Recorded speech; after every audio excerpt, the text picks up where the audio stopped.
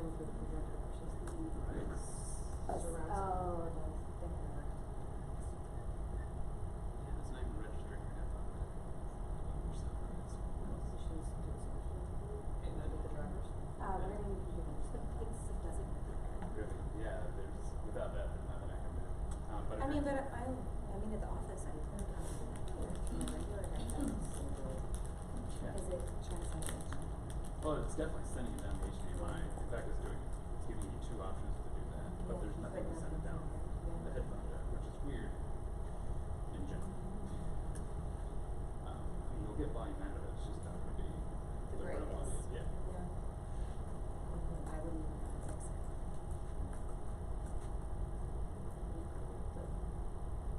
We'll just go with it. Okay. Yeah. Let me turn the volume up over here real quick. Just to be sure.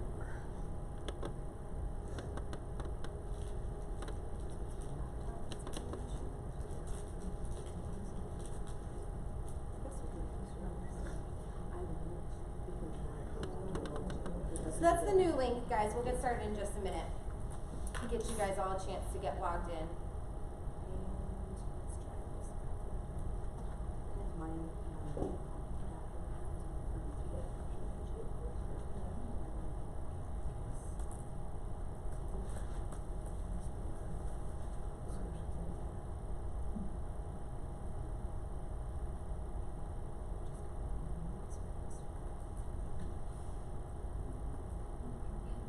We'll just go.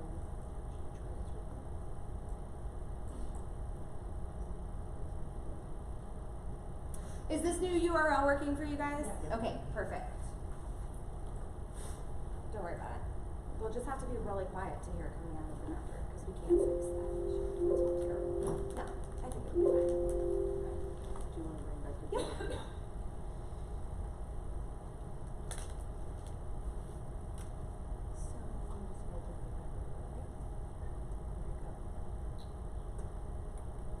Yep. Okay, there we go.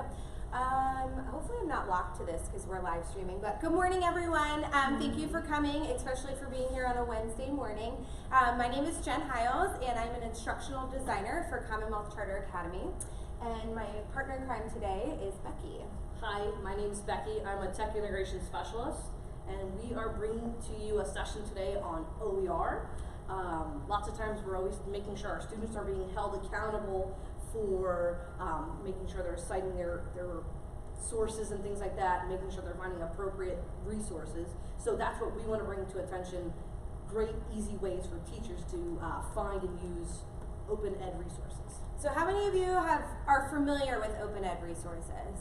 Okay, a couple. How many of you are using them currently in your classrooms? Okay, just a couple. So we are going to give you a whole bunch of resources that you will actually be able to walk out today and use in your classroom. That's our goal. Not that we're just going to tell you a bunch of stuff that you can't do or you shouldn't do because you're breaking copyright, but actual tools you can go and use to find OER to create instructional content for your students. So we're going to go ahead and kick it off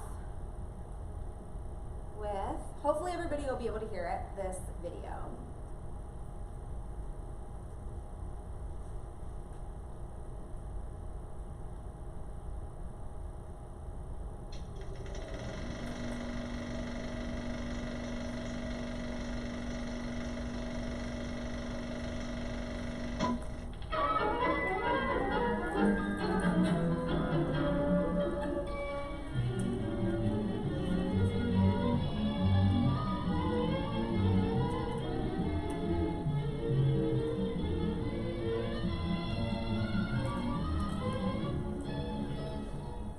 So Timmy, that's how you make a meth lab in your garage. Gee willikers, Mr. Strauss, that's neato. Run along now, Timmy, and don't forget to bring me those photos of Mr. Zucker. Thanks for reminding, Mr. Strauss. I almost forgot. Thanks, Timmy. You're an all-star.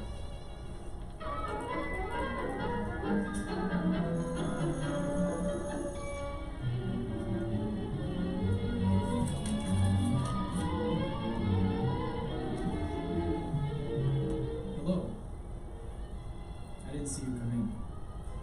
I'd like to talk to you for a little bit about something called copyright.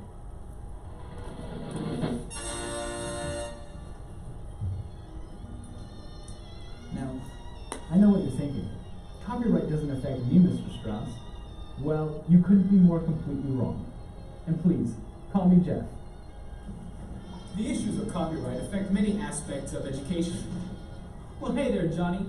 What do you think copyright is all about? I don't know, Mr. Strauss. Well, Johnny, you're not very smart. Go ahead and run and get me some cigarettes. The opportunity to violate copyright can be found anywhere. The Media Lab should be a great example. Why don't we check it out? Hi, everyone. Hi, Mr. Strauss. What are you working on, Brent? I'm making a copy of the movie To Save from VHS to DVD, so Amado Machoro can use it in his Spanish class. Is this movie in Spanish? No, but Amado loves anything with Val Kilmer. He especially loves Willow. 3 strikes there, Brent. First, Kilmer's best work was in Real Genius. Second, you can't copy that tape to DVD because it's already available as a DVD.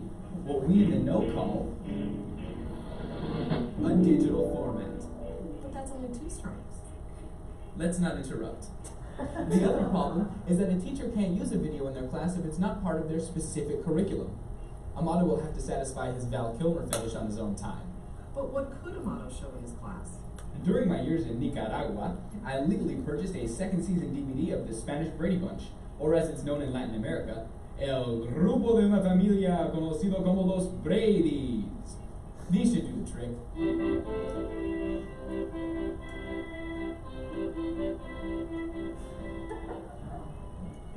Thanks, Mr. Strauss. Who's next? Oh, looks like Stuart's working hard over here. What are you working on, Stuart? Well, Jeff, I found this beautiful picture on the web, and so I'm uploading it to the website. Are those photos royalty free? What do you mean? Stuart, do you have permission to use these photographs? Permission? It's on the web. Of course I have a right to publish it. Stuart, I'm not surprised you're mistaken. You see, you have to have permission to use photographs, which means you either have to buy them, get permission from the photographer, the publisher, or even the subject of the photograph. Bummer. Sounds like a big hassle. It is. So it's best to find your own royalty-free photographs, or take your own. Hey, sounds like fun. It sure is. I can't wait. What do we have here? Looks like Lauren is doing some video editing. Yes, I'm in Philip's digital narrative class. I have to make a movie. Digital storytelling is quickly becoming ubiquitous in the classroom. And by ubiquitous, I mean ubiquitous. But why should I worry about copyright? Well, Lauren, do you have any music in your movie? Well, yeah. My soundtrack is by this snazzy singer named Yanni. Well, believe it or not, unless you have his permission, you can only put 10% of his music in your movie, but not more than 30 seconds. Gee whiz, Mr. Strauss, that won't work. Well, neither will it work to be fined thousands of dollars of the school's money. Now will it? I guess not. There are plenty of good sites on the internet that provide royalty-free music. Now, get back to work. Here are your cigarettes, Mr. Strauss. Thanks, Johnny. Run along now. Hacksaw Molbest, famous explorer and 7-time world Yahtzee champion? Hey there, kid. Where are you off to? I'm going to my grandma's house. She lives. I don't care, kid. Beat it. Hey there, Hacksaw. What brings you here? Hey, Jeff. I've traveled the world over searching for copyright violations, and have to say high school is A-OK.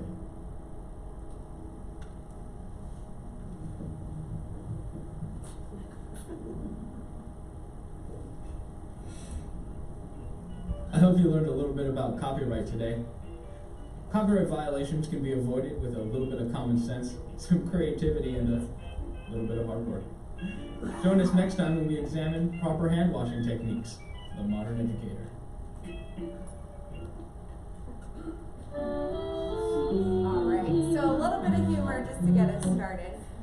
So, a little bit about what we're going to talk about today, and hopefully your short URL got you into the Genially. Has anybody actually used Genially before as a attendee at a presentation?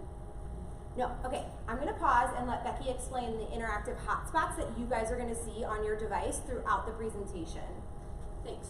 Yeah, so we always kind of like to highlight a new trending tool. So if you've never used Genially or saw a presentation with it, hopefully this will open your eyes and you can try it out versus using something like Google Slides next time. But what you see is if we go to the next slide, well, not this one, I'll just show you a demo real quick.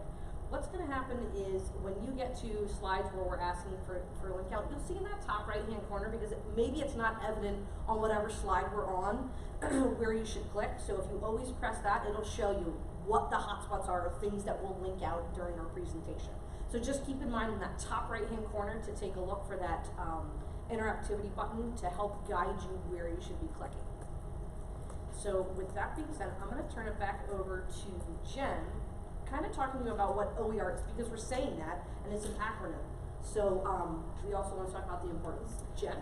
So, OER, for those of you who don't know, a lot of you said you're already familiar with it, they're simply open educational resources. They are copyright-free resources that we can use in our classrooms that we actually have permission to use as content creators ourselves, but that students could also use as content creators. They don't have any kind of subscriptions that we have to purchase. They're free and open use items, and we're going to show you everything from audio to video, some content interactives, and at the very end we have a whole spreadsheet broken down by subject area, everything from core content to world languages to music and PE. And our hope is that you can take it back to your buildings and share with those teachers as well. Our school embarked on a curriculum project where we had to really use open ed resources above and beyond our core content, and we found this spreadsheet to be a lifesaver, because when we needed to find something, we knew exactly where to go. So really, why do we use open ed resources? Well, because it's free, right? That's a really good option. But it's also really great because we're not tied to the traditional textbooks. And originally the OER movement really started more at a college level, and really it was like, oh, textbooks, textbooks, textbooks. But there's so much out there beyond textbooks. And it's really, the why is because we have so many different learning needs in our classrooms as technology is evolving, and copyright, you know, those laws can be really tricky. So if you use open educational resources, you know that you're going to be safe in using those resources in your content and your material.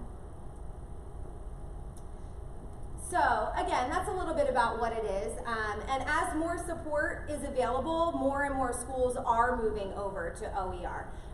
We are not a fully OER district. We do still have core content that's available, but as we supplement all of those extra resources, we are using OER content to create those educational experiences for students. It's also great for when students need to hit that ISTE standard of being knowledge, excuse me, when they need to be gathering their own knowledge and they need to know where to go to research and they need to know where to go to create their own content, to have these things available for them. So is anybody familiar with Creative Commons? I know a couple people in here, okay, might be, great. So Creative Commons is kind of the licensing system that we use to really figure out what we can and we can't do with an OER resource. If it's Creative Commons, it's gonna have one of these licenses attached to it. And the best way to look at this is the ones on the top are the most open. You really can do anything with something that says CC BY. That just means that others can distribute it, others can share it, you can use it commercially, you can change it up, you can remix it, and you can still distribute it. So those are going to be the most open types of resources, and as you move down, these are going to be the most restrictive.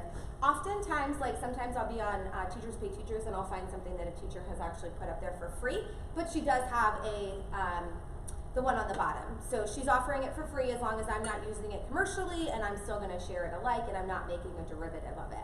So this is a great cheat sheet. The link button, that hotspot on your device, will actually link you to the site with the Creative Commons.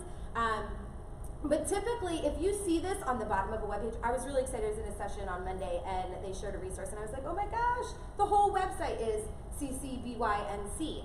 So that means it's Creative Commons, she's allowing us to use it as long as it's non-commercial, and we're giving her attribution.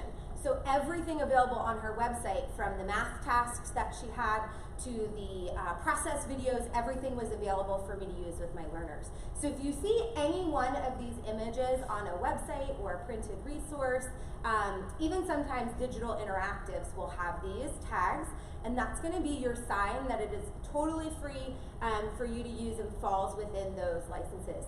You can also use these to credit your own work. If you create something, you can use this link and you can add this attribution and you can license your own work as a Creative Commons. So a lot of stuff that I've created, like addition, tic-tac-toe, game boards that I couldn't find elsewhere and I created, I licensed them as CC BY, so now teachers don't have to go and create the wheel like I did. They can just take mine and share it. I do have mine as a CC BY NC, so I'm fine with people even remixing it and changing it.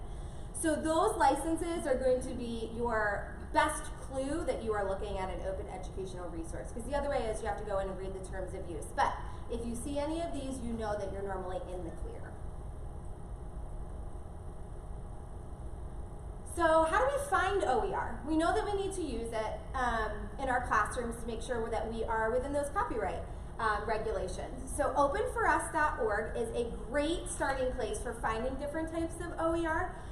It can be a little bit overwhelming when you start, because there is a lot out there when you know where to look. So these two are great, openforus.org and OER Commons. I know when I first went to an OER presentation before we started our curriculum project, my head was swimming and I was like, but just show me stuff that I can use to find pictures of balloons for my math problem. So that's kind of how I was feeling when I first opened number 1 and number 2, Open4Us and OER Commons. They can be a little bit overwhelming, but once you start to know and get your feet wet and get more comfortable, these are great resources. So that's why we put number 3, like know where to look, and hold on, because for the next part of our presentation, we're going to share out and give you time to explore each different kind of resource as we share it out. So you're in the right place to have some concrete resources to walk out of here today, even if it's just, I need to make a presentation and I need an image that's not copyrighted. You'll have a place to go today at the end of our presentation. So, how many of us have Googled an image and put it in a PowerPoint before? And we didn't check the copyright on it. And there's like, it's okay, we've all done it. I did it all the time. I used to create things when I taught kindergarten for my centers, and I would just pull these cute things I saw on the internet, and I was like, it's fine, it's fair educational use. And I was like, ooh, I don't, want the government knocking on my door telling me I stole stuff. So, where do we go if we need images? All of these that are probably blinking at you on your device, all of these are hotspots, and these are a whole bunch of different images, sites that you can go to access. My absolute favorite, which is why I put it right in the middle, is Unsplash. It is open, high-use collection of images. I meant to say resolution. So like, if I went out and photographed a picture of balloons that I needed for my math lesson, I could actually post it up on Unsplash. The other one on the top is Pixabay. Those are all public domain, and what's great about that means you don't even have to create an attribution statement for it. You can attribute it, but it's in the public domain, so even in your works, you don't even have to give an attribution statement for it. That has clip art. It also has regular photographs, and we will talk, it actually has some videos, and we'll do that in the next section. And then Free Photos is very similar. It's a huge collection of public domain images. So great to go to. More on the photographic side. You won't really find clip art and things in there, but great if you need photographs. I love using these for any kind of English where I need to build background knowledge, and my kindergartners have never seen a farm, so you can find an actual picture of a farm. Flickr is going to require a citation, so you do have to look at the bottom of the image to see which Creative Commons license they use, so you know how to attribute it. But Flickr is got a whole bunch of images as well. There are a couple clip art things on there, but mostly this is going to be where you would go to find your photographs as well. I'm going to save Google Images at the end for a specific reason. Photos for Class, a lot of people like this because it actually adds the citation when you download the photo. So this one's great for your students if they need to find images for a presentation, because the attribution's actually going to come in a little black line at the bottom of the photo. So if they need a picture of a tiger and they find it on Photos for Class, when they download it, the attribution statement is already going to be on it. They don't have to worry about putting that in the credits or anything. It's going to just come right in that image when they download it to their computer. And that one is safe search. So if you're using it for students, Photos for Class is going to be your best option. The other ones would be if you're creating content for your students.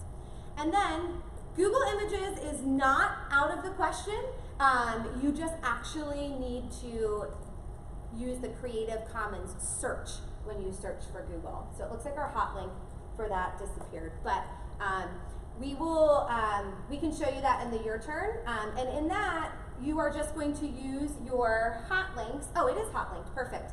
And this shows you how, via Google, you can filter your image searches by the type of license. So you use that advanced image search, and then you can search for which type of license you want. If you're using it non-commercially, you can turn that on. If you are like, no, I want to make thousands of dollars on Teacher Pay Teacher, then you would have to turn on that I want to use it commercially button.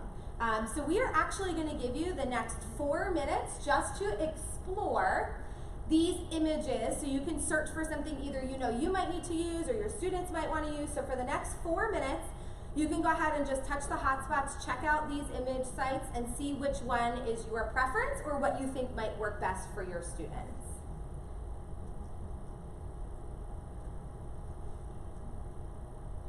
I don't know where I have a timer. I don't know where my timer is. Oh, yeah, it's on my phone.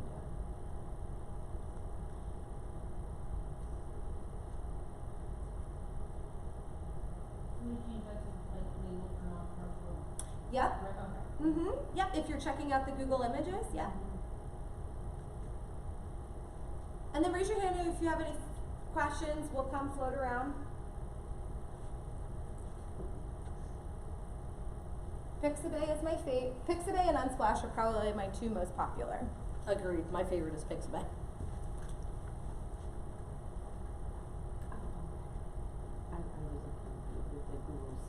I usually just go to the menu.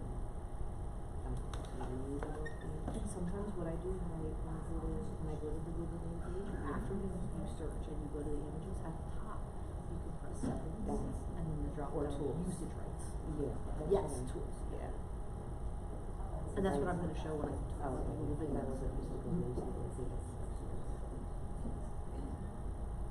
Yeah, I do this. Yeah, because that's what I was telling teachers, go to the usage rights. Okay. Teach the kids to do that. I usually tell them to do the non-commercial reviews because a lot of times it's Correct. And that will give you more images because it's less restrictive. Yeah, correct. Usually just tell them, stay in your group. And that was something that I was going to mention because Google has that built in and so does Microsoft. Oh, good. Yeah.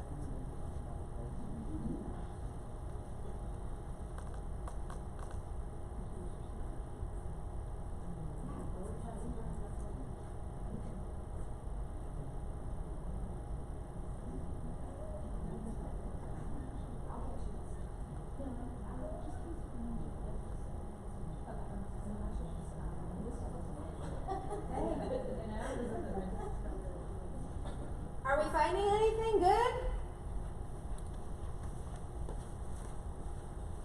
Did anybody try the Google search? Yes. Yeah. So when we get to usage rights. Correct.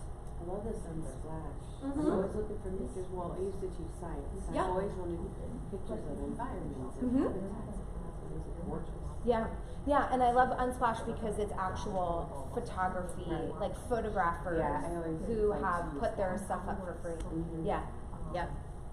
And I had been taking some of my own pictures, and I was thinking it'd be nice to have some place that I could share them. Mhm. Yeah. Yep. All right. So I don't think our timer went off, but give it a check here. We'll give you like 1 more minute just so that we can keep going, and I can't wait to share all the content resources with you guys. So I'll wait for about another minute, and then we'll move on to videos.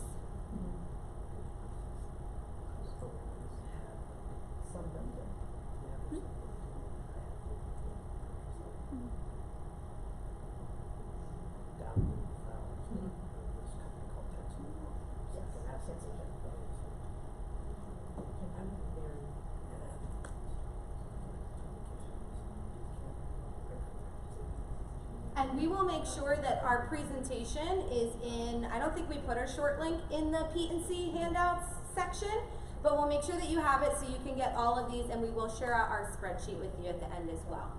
So we are going to transition into talking about where do I go to find videos?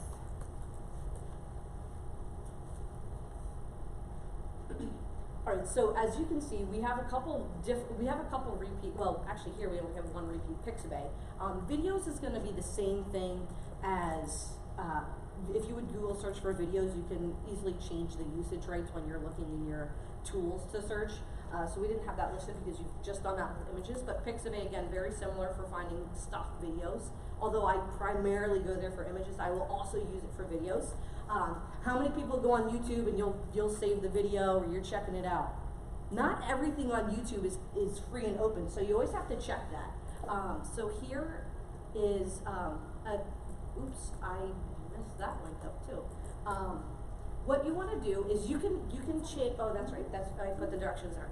So what you can do is you can easily change the content, and you can look for the usage rates there as well. So a lot of times, even when I was supporting designers or people trying to put things into their courses, I would check. I would search for their video, and I would click for Creative Commons and make sure that it is open and free to use. So YouTube, you always want to make sure, and lots of times if you look at in the description or something like that, it will tell you if you're able to use it. But the easiest thing to do is to search for video play if it says that it's allowed to embed.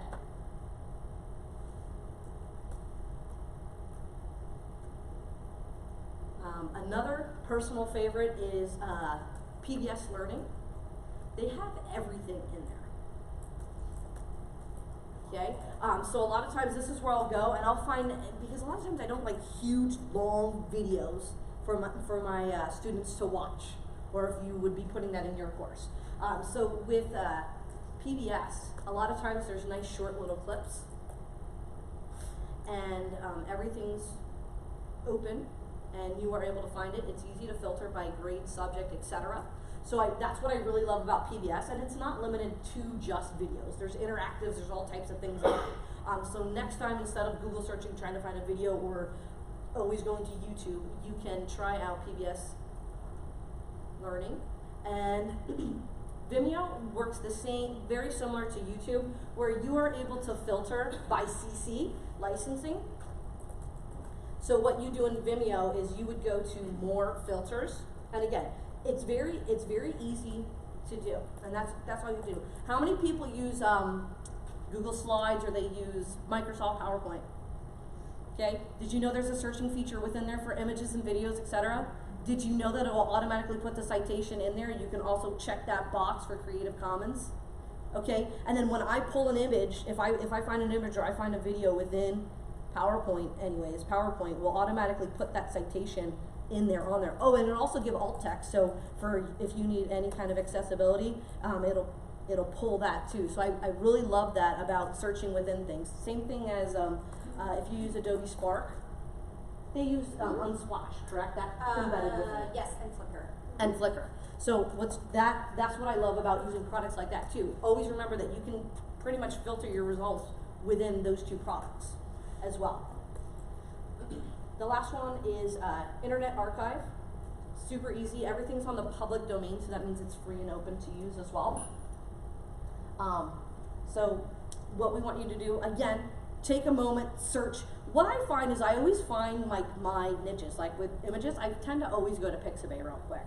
But for videos, a lot of times I go to YouTube and then I filter by the Creative Commons licensing, or I go to PBS. Those are like two of my faves. I know that those are my go-tos. So take a moment now and try to figure out maybe what one you think is going to be your go-to.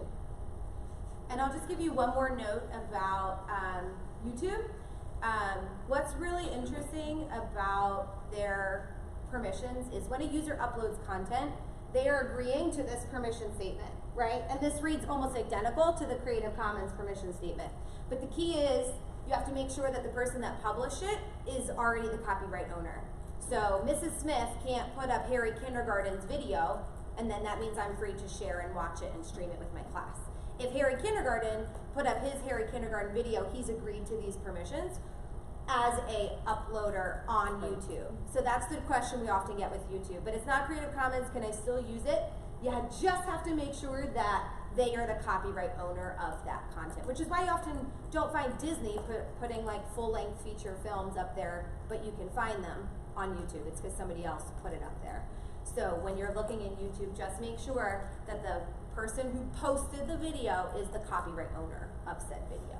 Yeah. So if you're creating, let's say you wanted to make a full unit and you wanted to put it up on OER, either one of the options there that you had, you can curate from all of these different assets, all of these different sites, as long as you're citing them. Correct. And not one photograph would have to be something that you took, as long as it's something that. As long as, like, if you go to Pixabay and you would put all these pictures in a video that you're making, Pixabay doesn't even make you give them any attribution at all. So, but if you went to Flickr and you found an image on Flickr and it said that you had to attribute them, well, just make sure that you put that in your video. But that's why I love Pixabay, because I'm like, I know anything on Pixabay, I don't have to give credit. It's easy. Yep. And Splash is the same. Yep. So we'll give you about the next we'll do another 2 minutes. You can click on any of these. PBS Learning Media is my favorite as an early childhood educator because Sesame Street is on it. Any elementary educators in here? Or am I the only one just as excited? Okay, check it out. It has great early elementary resources. And now I'm working in 3.5, and we've got some okay stuff, like Cyber Chase is pretty cool, but great video content in there that we just make sure to tell you browse by standard, because sometimes you can get a little lost.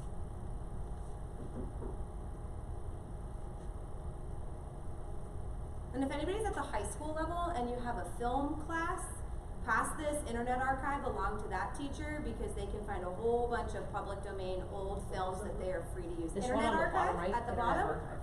Pass that along to your film teachers at your high school level. That way they can show entire Charlie Chaplin videos. I don't enjoy them, but if I was in a film class, maybe I would know what I'm looking for to enjoy them. Question? Yeah, for the YouTube, it's real small when you pull it up. Can you show where you check for the... Can you go to youtube.com? Sorry. Yeah, I thought I linked that and I didn't. I thought I made a video, like a how to change it. And I must not have linked it somewhere. I think it took me just to YouTube to Okay. search. So it took me there. Okay. And that was the easiest way to search. Or to make sure you're... So right up there, filter. If you press filter on the left-hand side, okay, Oh, okay. then you can features, Creative Commons. Okay. Then you know you're good for the most part.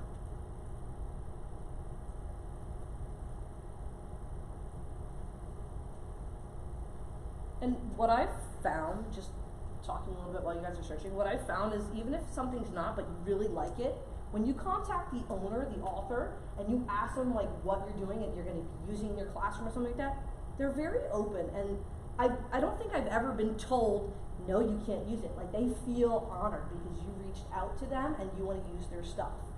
So don't ever hesitate to contact somebody and say, you know, what are your terms of use? And a lot of times they'll be like, yes, I want to be attributed, like this is what you should include. But never hesitate to ask somebody. If you find a really good video on YouTube and you're not sure, and that's any source, that's any website. For example, at CCA we did a fly fishing course, and the designer wanted pictures from Orvis. He contacted Orvis, and Orvis was like, this is great, yeah, you can use my pictures, you can use this and that. So never hesitate to reach out and ask for how they want to be credited and if you are able to use it. All right, so we will go ahead and move on to some audio. This was the one when I first started, I was like, I didn't even know this existed. So audio is great if you are creating your own instructional content or you're doing flipped classrooms. I get really bored when I have a video and there's like no background music. Like, even if somebody's talking for some reason, I still need that background music. Or if I'm doing vocabulary instruction and I want rain to be in the background of whatever I'm talking about. There are some great places you can go to find free, safe, Creative Commons audio. First one is going to be, did anybody know that YouTube has an entire audio library? Now you do. So YouTube has an entire free and open audio library. It's hot linked there. And this is not only going to be background soundtracks, but it's also going to be sound effects. So if you need anything from YouTube, there are new things on here all the time. You can search by genre. You can go just looking for sound effects at the top. So if you're like, no, I just really need a jet engine. I think that was one of the ones I looked at the other day. So the only thing with the YouTube audio library, some of them are no attribution required. Some of them are going to say attribution required. And that just means you can use it. You just need to credit audio retrieved from YouTube Music Library and by so-and-so. And if it happens to do it like most of these, don't say attribution required, so all of these would be safe.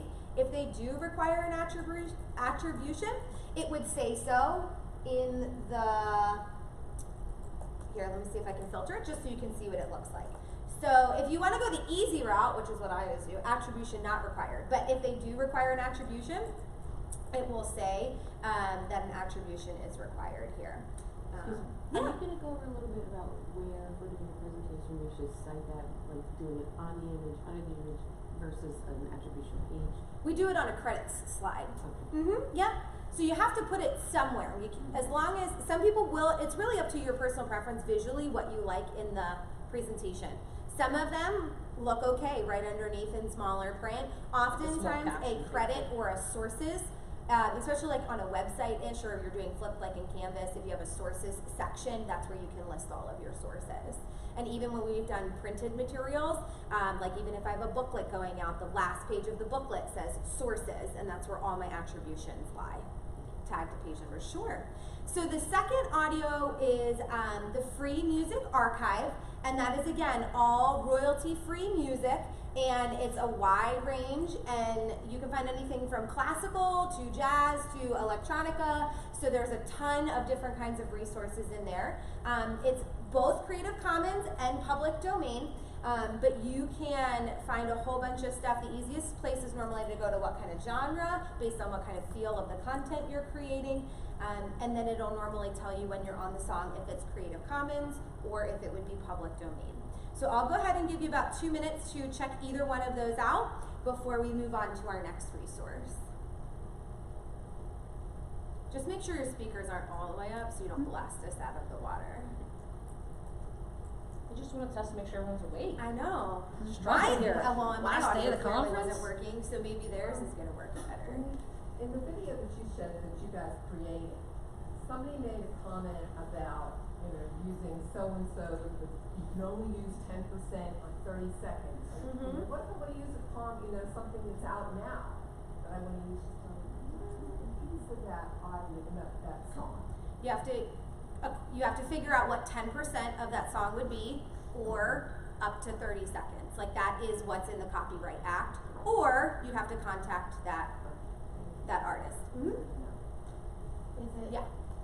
Is it 10%? Well, which comes first, the 30 seconds or the 10%?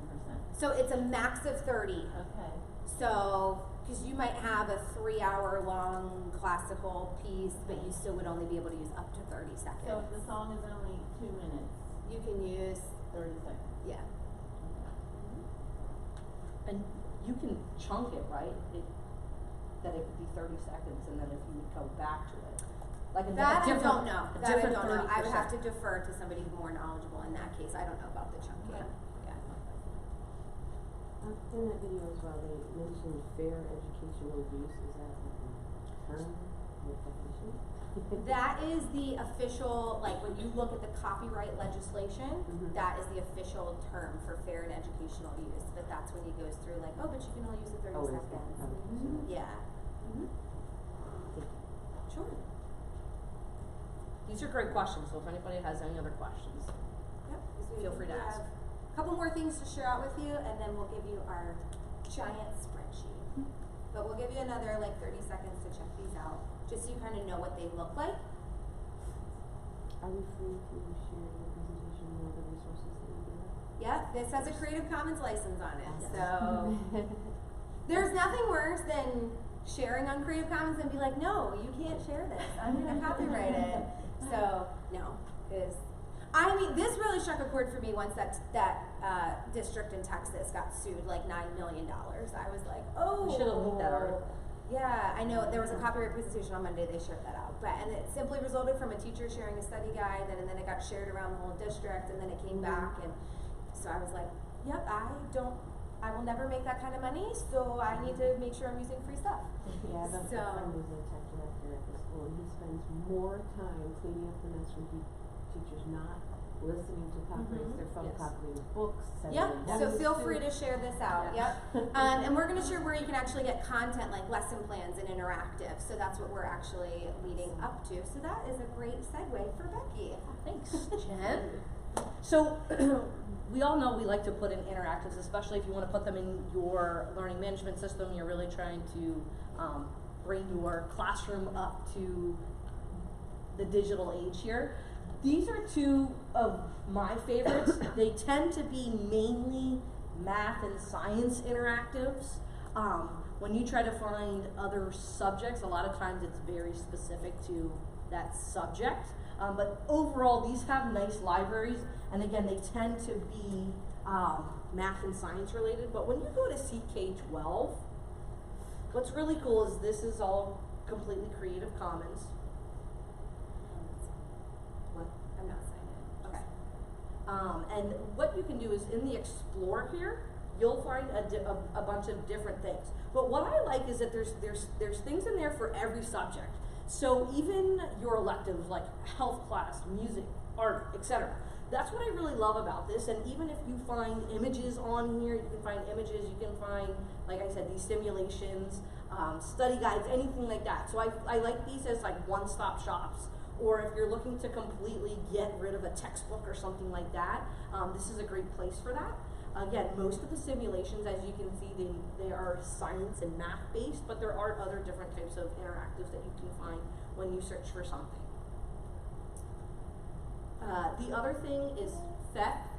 Are there any math or science teachers in here? Anybody? Okay, yeah. So I'm sure, and if you have, yeah, it's pretty standard. And PhET, if you use Microsoft, that can embed right within your PowerPoint, which is cool.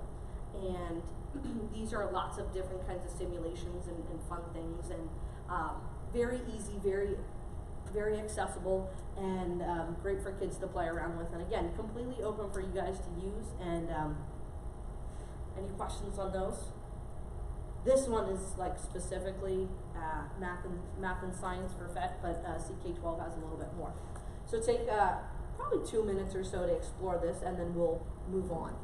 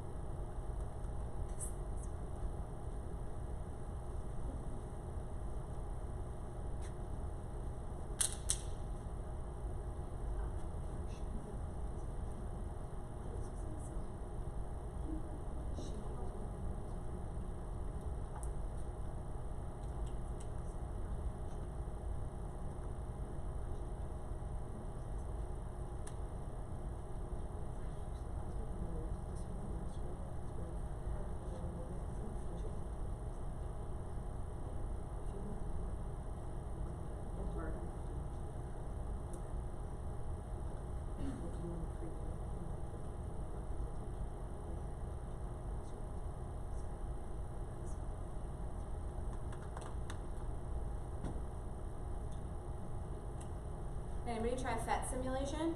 They're really fun. No? Be sure to check that. I'm not gonna lie. I will play with them occasionally when I need like a working break. I'm like, okay, I just need to figure something out, decompress, and they're kind of fun to press all the buttons and play around with. So we are gonna keep moving because we're almost to the treasure trove, as I call it, for content teachers. So this is our kind of highlighted collection of where to go to get content. A lot of these are going to not only have physical resources for you to use, but also lesson plans. PBS Learning Media is great at that. They not only give you interactives and games and videos and songs but they will also actually give you lesson plans that go with those resources. So PBS Learning Media is probably where I spend a huge chunk of my time when I'm looking for free content, especially because like we talked about earlier, I can browse by content area, I can browse by subject, and sometimes I'm like, but I just need multiplying with whole numbers, so I can actually search by that standard, so I'm not just getting everything in 4th grade math. I'm looking at what's specifically tagged to that standard. If you are NGSS in your districts, you can search by the NGSS standards, even though the PA science standards haven't quite caught up yet. But you can find awesome resources there. Becky just shared a lot about CK12, so I won't double tell you about that, but we put it up there because another place to get great content. And then, pretty sure most of you are probably familiar with Khan Academy already. They've been in the game a really long time, but their resources are available. Something you might not know though, which I just found out about last year, they have something really cool called Summer Math Missions. And it's where the kids can actually go on this mission for their grade level. So our 2nd graders, they do a second grade math mission over the summer, and we challenge them to complete their math mission before they enter 3rd grade. It's kind of reviewing all of those 2nd grade skills. And as far as I know, those are all the way from kindergarten to 8. I don't know about the high school level, but that is a part of Khan that you might not have kind of seen or checked out before. So we will give you maybe about 2 minutes or so to kind of hang out here, and then we're going to share out all of our content-specific resources for you.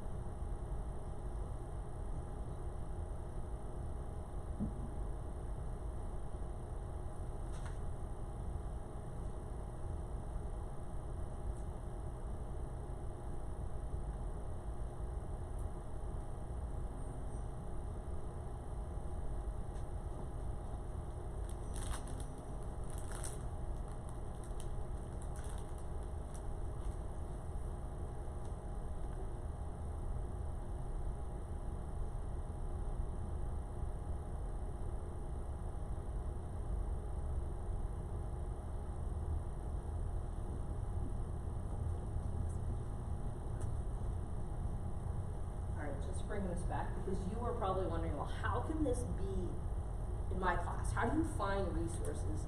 And what we've found is that it's easy, it's nice to have like a one-stop shop where everybody's collaborating and putting sources on, that's what Jen will show you, the big spreadsheet that we have. But what I want you guys to do now is take some time now to check out whatever category you might fit in or what you might want to explore, because even if you're admin level or something, that maybe you're looking to get rid of those expensive textbook contracts, and you can check out textbooks that are completely free online.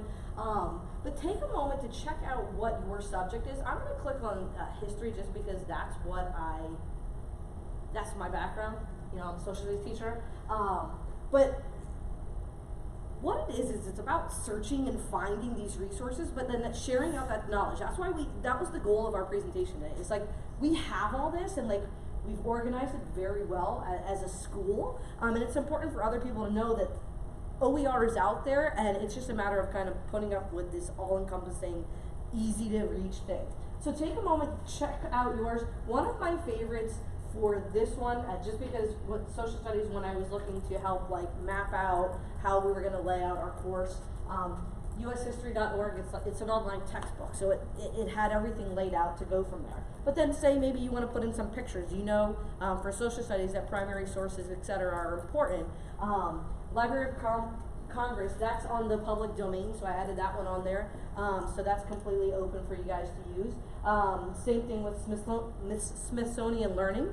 But take a moment now, I don't want to talk too much because I want you to check out your specific area. And we didn't forget electives, right?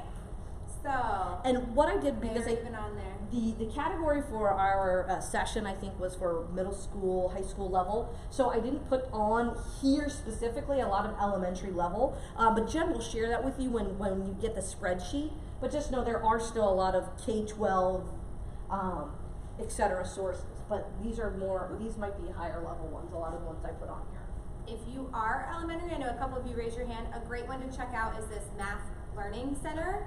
All of their manipulatives are free and device agnostic. So check that out if you're elementary. Go ahead and press that.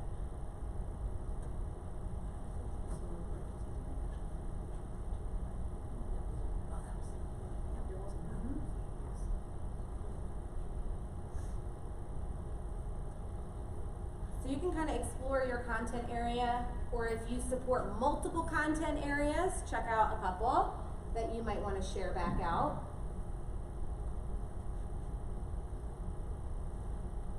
I know a lot of you guys said that you're familiar with OER. Does anybody want to share something that we might have left out, like a really awesome source? Yes? Better lessons? Better lessons? Yes. Okay. I did not include that, and that would have been great. Thank you for that reminder. I actually use them quite frequently to build my elementary math. Better lessons, jot that down somewhere. It's not in here. That is colleagues like yourselves coming together to make this giant repository of lesson plans that are really ready to use and ready to launch. And they share out their resources, they share out how it went with their kids, they even share out what questions they asked to elicit thinking and critical discussion. So Better Lesson is an awesome one. Thank you for that. So we'll add that to our OER library. So if you get home and you're like, oh, I can't remember what that source is, we'll have it on our Oh yeah, I'll put it on the spreadsheet. So we'll put that on, because on our spreadsheet we'll also have a whole OER in general, like that would pertain to something like that. So we'll let you hang out here for maybe another 2 minutes, then we'll share the spreadsheet that we've been referencing that's going to be a perfect one-stop shop for all of these things.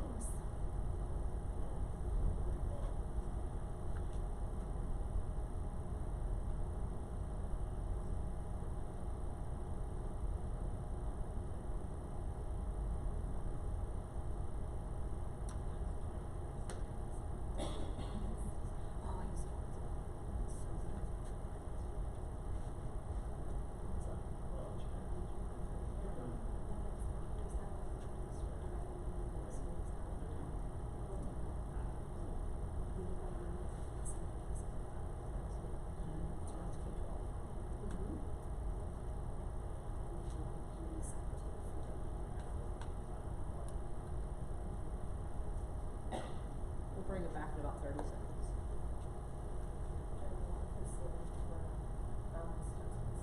Oh, it's not working. Oh, okay. We'll get that updated. Thank you.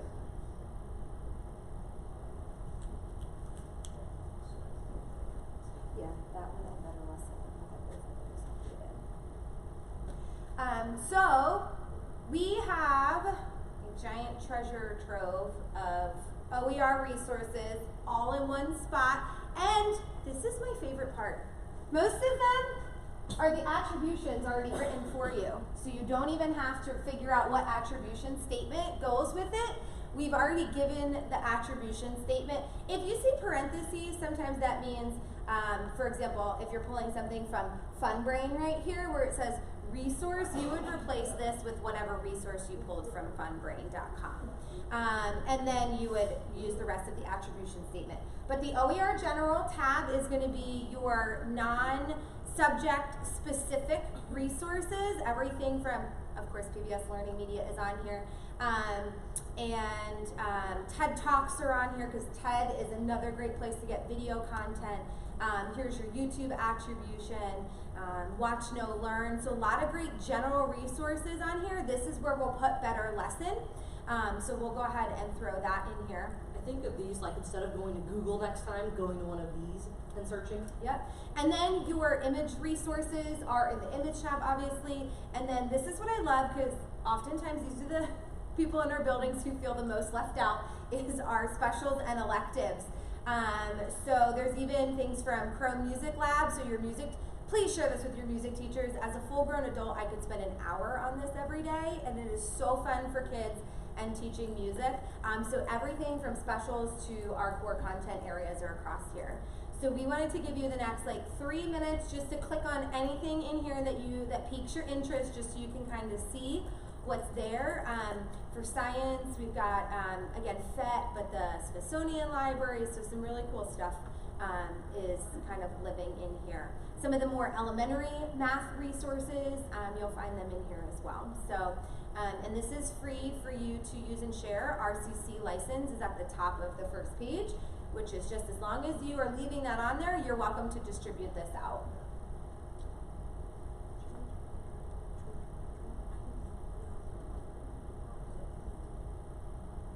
I mean, I can. A good one to check out too, Becky, just hover there, is Georgia Virtual Learning. If you are looking for full online courses ready to go, right? If you guys are looking for flexible days, those new flexible school days that we can use, Georgia Virtual Learning has full online courses, everything from fashion lessons to world languages to math to middle school science. So Georgia Virtual Learning, it's on the OER General tab, but that's great if you are using an LMS and you're like, I just need content. I don't really want to go pluck through all of these things to create my own. So that's a really great one to check out. Is anybody in here using an LMS? Okay, all of this stuff you can put in your LMS as long as you have these attribution statements. When we say put it in there, you can completely embed it within that. Follow the hashtag #GoOpen on Twitter. Yes. That would have a ton of resources. Yes, thank you for that as well. Yeah. Since maybe opened everything up in the last week or so. Yep. Go Open and hashtag OER are great hashtags to follow for when people are putting their resources as Creative Commons or public domain, or just go ahead, use our stuff, just make sure you give us credit. What did you just say? Did you repeat? Oh, She said Go Open. Hashtag Go Open on Twitter. Oh. It's a great one to follow to find when publishers and different content providers are making their stuff open resource. And then hashtag OER is another one to find when people are either sharing out something they made that they want to give to you, or just kind of conversations and chats around OER resources.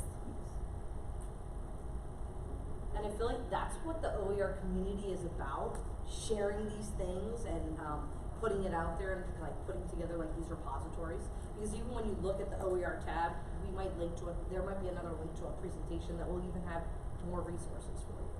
Yeah. I don't know if you have embedded in any of your resources, but Smithsonian Open Access is also out there, and they're giving open access to reuse their images.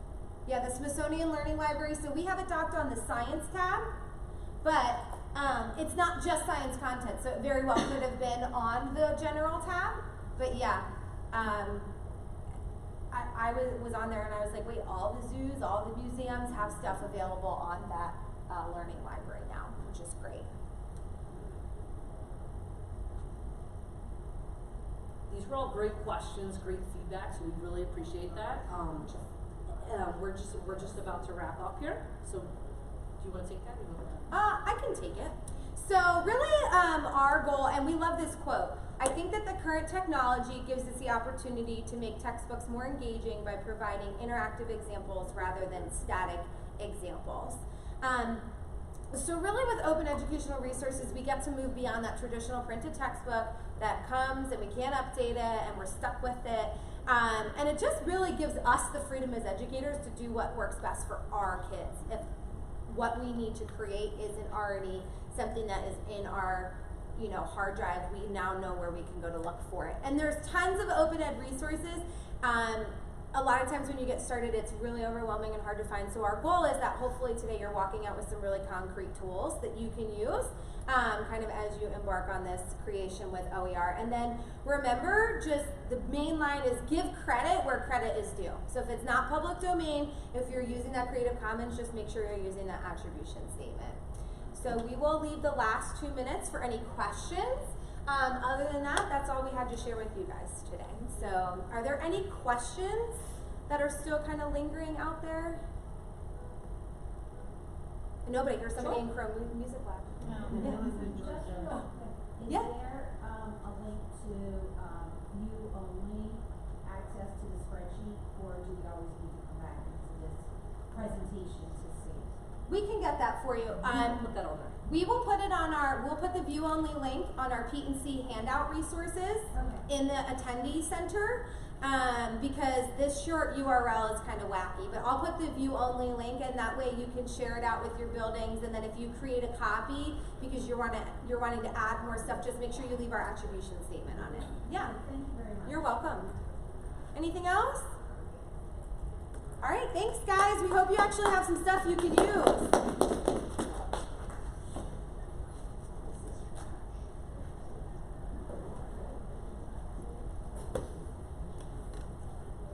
Oh, thanks for texting me, because I would not remember.